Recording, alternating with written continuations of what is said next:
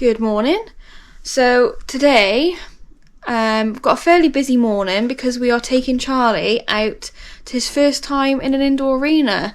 We've booked a local place. Excuse me? So we booked a local place about 20 minutes down the road from us just to kind of get him going somewhere that he's not been before, and kind of I want to get him used to going to different arenas and to obviously actually get a chance to go indoors before we take him to an event, because I think that's only fair, rather than just chuck him in the deep end and hope for the best. So yeah, I'm not sure how he's going to be. He can be a bit spooky and he can get a bit excited. So somewhere he's never been in an indoor, it's quite a fairly spooky indoor. There's a lot to look at in there, which is kind of the point. So yeah, I have no idea. I'm not gonna video any of me getting him ready and all that sort of stuff, because we've seen that thousands of times by now and it's always the same. So I will see you when we get there.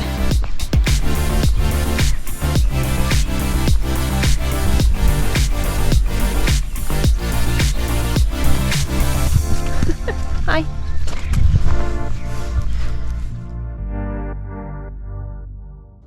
And I'm back again for another voiceover. I thought it'd be good to talk through some of the exercises that we did and why. Firstly, I'm so pleased with how well Charlie just came in and settled. He walked straight in up the steps into the indoor, didn't spook at any of the decorations around the outside of the arena, didn't worry about having the door closed, and although he did like looking at himself in the mirror, after he'd been round once, he didn't really care. I really thought he would be more bouncy and unsettled to start with, so he really surprised me, but in a good way, so that's fine. So I set a few simple poles out just to give him something else to focus on, because I did think he was going to be bouncy and maybe a bit silly, but nothing too difficult. And to be honest, it's good to make use of all the poles while we're at places like this, because we just don't have this many at home. I really like to make sure that all my horses stand well at a mounting block, but what you don't see is all the hard work that goes on behind the scenes for this to happen. Yes, when there's somewhere new and exciting, that can all go out the window immediately, which is very frustrating. But generally speaking, mine all know where to put themselves and how to stand. And Charlie actually stood a bit too close to the mounting block in this case, so I had to move it back slightly so I could actually get on. I feel like I should say as well, I'm still not 100% about this saddle. It fits Charlie really well, but it's not overly comfortable for me, especially from the types of saddles that I'm used to that are very comfortable. So my stirrups are a bit shorter than I would usually have them, and I need to have a bit of a play around with the knee rolls and then maybe change the stirrup lengths so I can find somewhere that's a bit more comfortable for me. But this definitely wasn't it, that's for sure. So if you're wondering why my stirrups are so short, that's why, and yes, I know. I always do quite a lot of walk work to warm up anyway, regardless of the horse's level.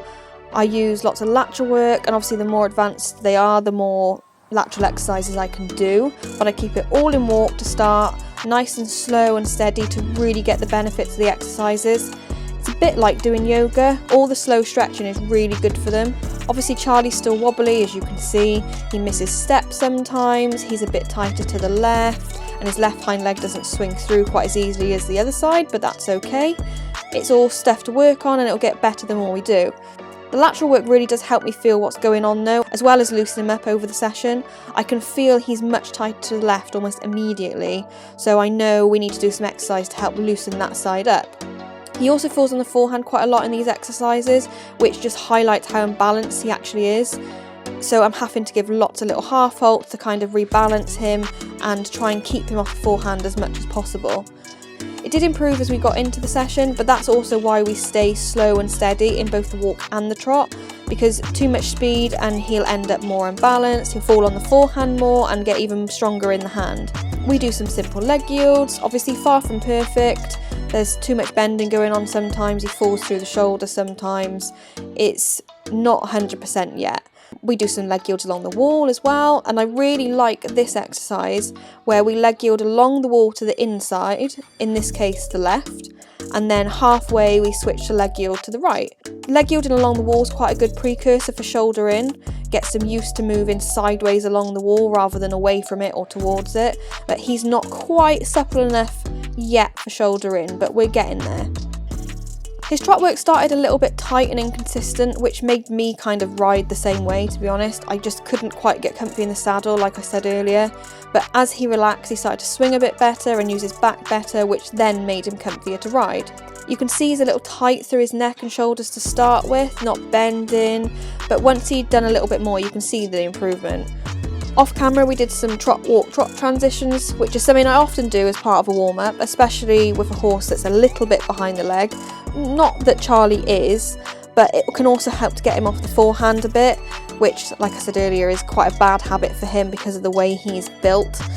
He is built downhill, unfortunately. Then we started to utilise the poles a little bit, just across the diagonals and on a circle.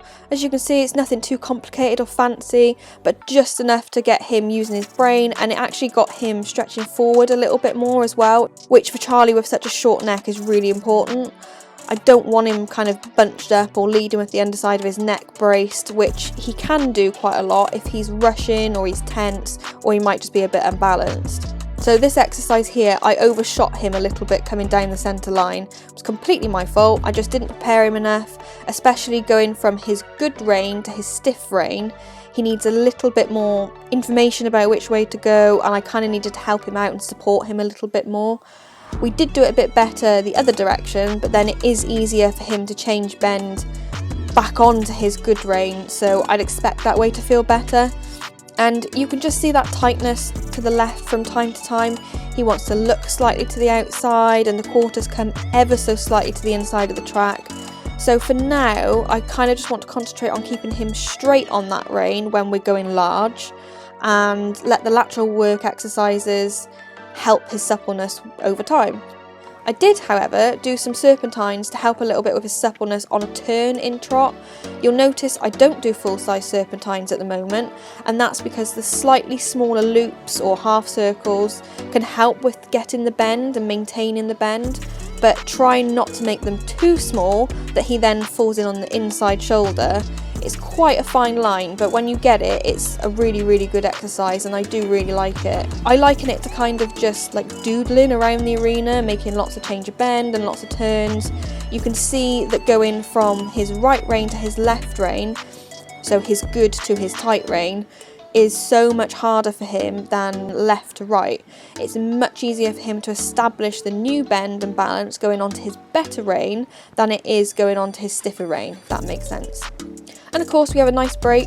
I try to split up the exercises as much as possible with a nice long rein and a stretch. It's really important for them to have a little breather, mentally and physically, in between work, and even more important that they actually have a good stretch. We did a little run through of an intro test, kind of wiggling around the poles a bit in the process. I have intro B like ingrained in my brain from years of both riding it with youngsters and calling it for people. I don't like to go over and over tests, even if we had a competition on the weekend. I'm quite lucky that I don't really have any issues remembering tests, so I don't feel the need to over practice it for myself, but it's not good for the horse to overdo it either. I may run through something once and then go over a couple of individual movements that could have been better and maybe practice them a bit, but that's it. We did the tiniest bit of canter work, just on his more balanced rein, so on his right rein, focusing on the transition more than anything. At this stage, I don't really care if he only canters, say, 5 strides after the transition, then breaks back to trot, if the transition was good. Generally, I won't let him run into the canter anyway. He needs to be a little bit more off my leg and kind of picking up from the back end, rather than pulling forward through running through the trot into the canter. So there's lots to work on with that, and I'll probably actually do most of that out hacking now, where it's in a nice easy straight line and we can build it up from there. Then once he's a bit more comfortable, I can start thinking about actually schooling the canter in the arena, but we're a long way off from that anyway. I forgot to record an outro, but overall he went really sweetly, and I couldn't believe how quickly he relaxed and just did everything I asked of him.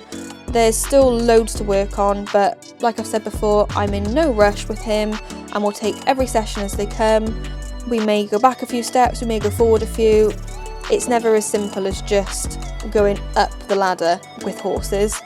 But the next challenge for him will be to take him to an event where he'll have to warm up with other horses and get used to all the extra stuff that's going on at an event. But I think he's ready, so I'll be getting the competition diary out soon and seeing where we can go. But until then, if you like this style of video, let me know by liking the video and leaving a comment. Thanks for watching, and we will see you in the next one.